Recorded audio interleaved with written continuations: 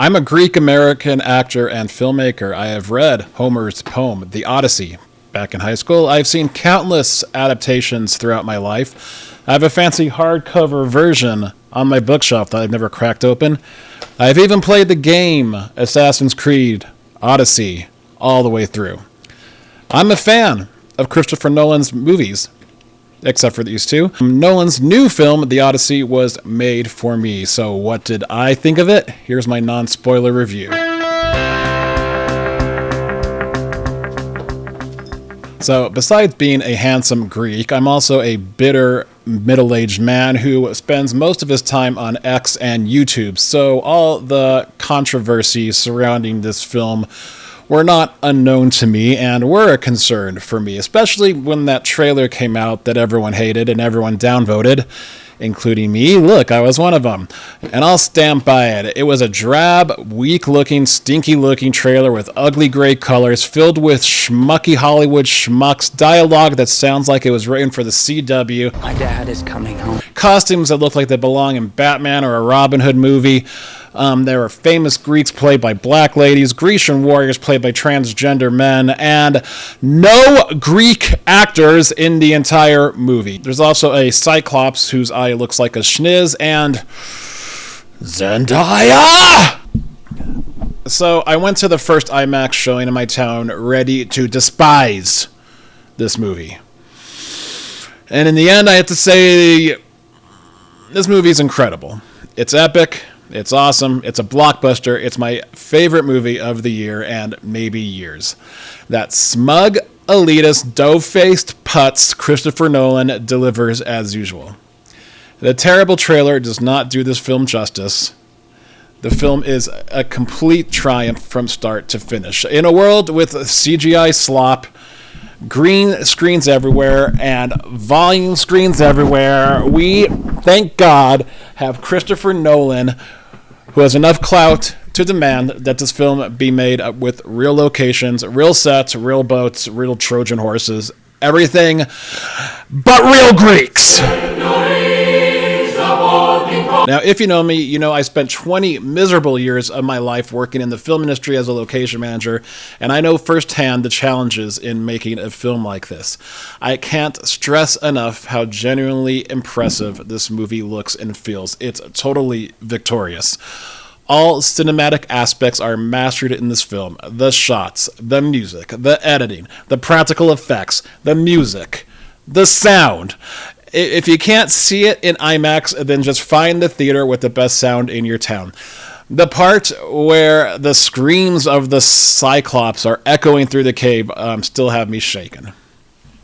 Loki, go over there. What also stands out in this film is the structure and pacing. Like many of Nolan's other films, the story is non-linear, and it's very much his own adaptation of the source material.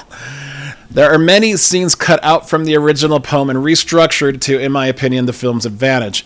Instead of a long dialogue and negotiation, tricking the educated Cyclops, we have a deformed monster of a Cyclops that is out of a horror movie. Instead of a sequence with the crew eating lotus flowers for years, we have a lotus flower incorporated with the Calypso scene.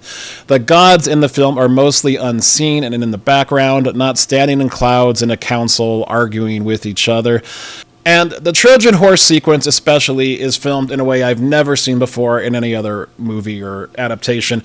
We spend time inside the horse, with the soldiers stuck inside for weeks, pooping and peeing and sweating all over each other. It's brutal and it's realistic.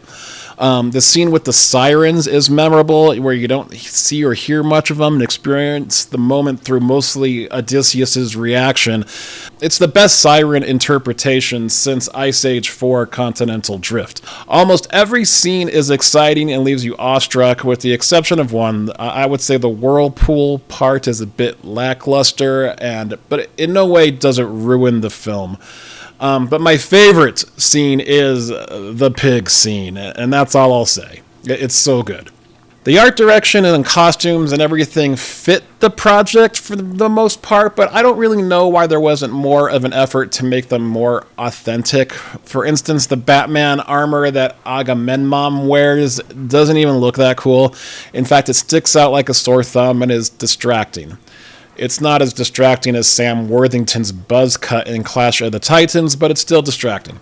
Many of the actors are perfect. We'll get to the ones that aren't so much.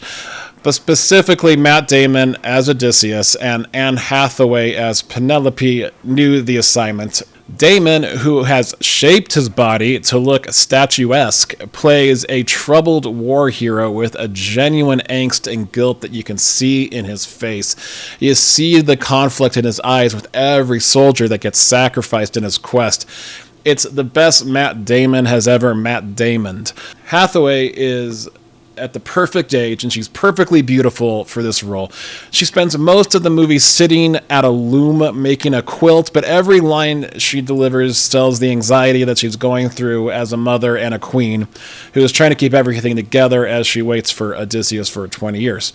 Charlize Theron as Calypso is more than perfect. She is such a nymph. In real life and in this movie. She's the nymphiest lady I've ever seen. And the witch, Cersei, played by Samantha Morton, completely steals the whole movie as my favorite character in my favorite sequence in the whole film.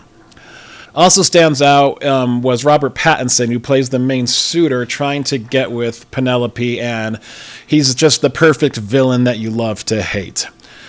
Spider-Boy Tom Holland was good too. If he would just say father and mother instead of dad and mom, there would really be no controversy about the American dialect. The rest of the dialogue in the entire film seems appropriate, but the moms and dads are weird for sure.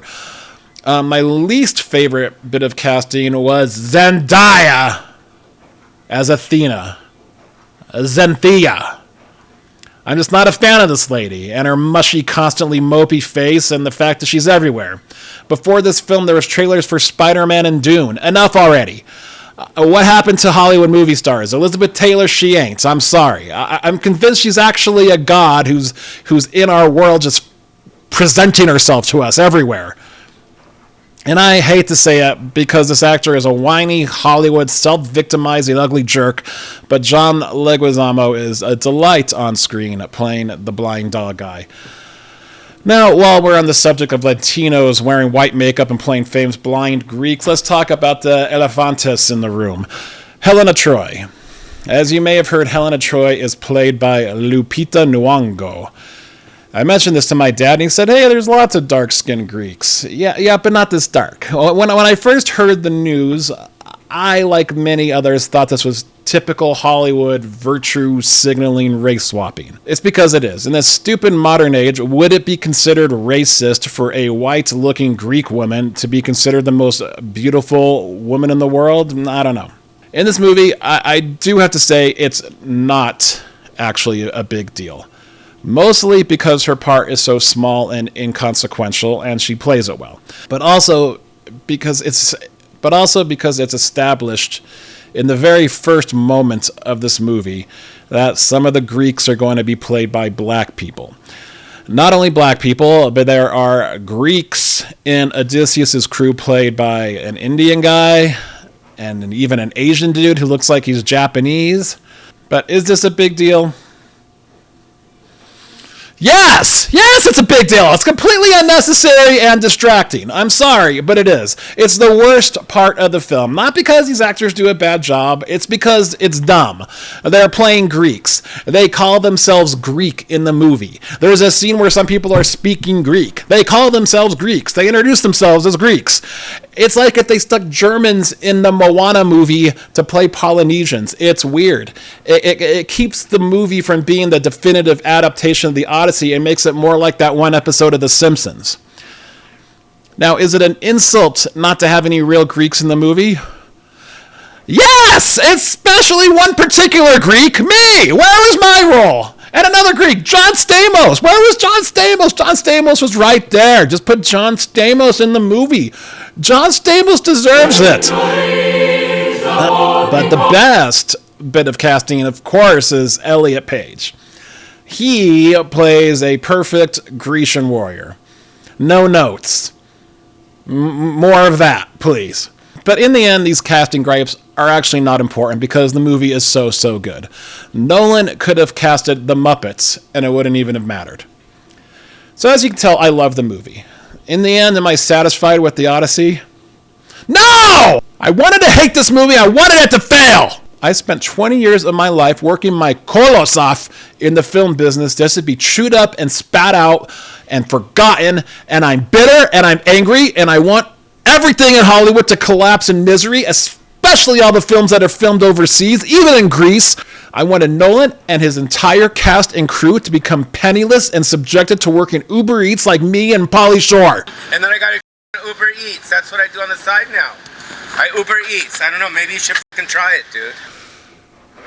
But instead, it's despairingly great. I just can't win.